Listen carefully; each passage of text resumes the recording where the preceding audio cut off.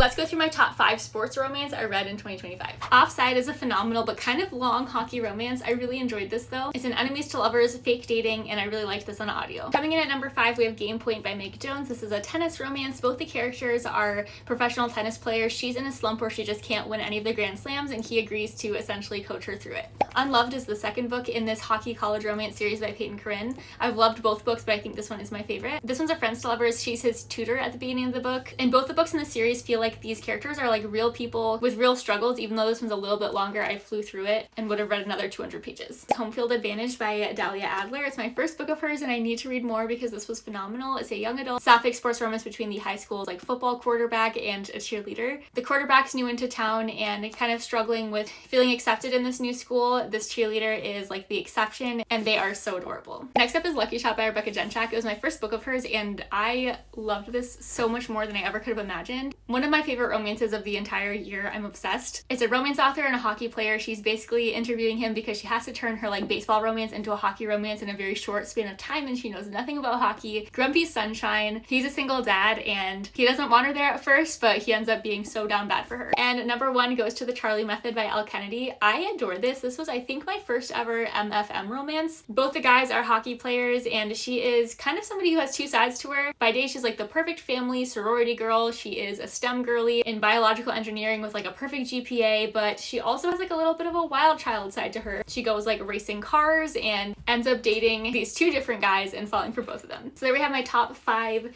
sports romances of 2025. If you read any of these ones, let me know what your thoughts were. But also if you had a favorite sports romance that you read last year, please let me know. It's definitely one of my favorite romance subgenres, so I'm always looking for more recs.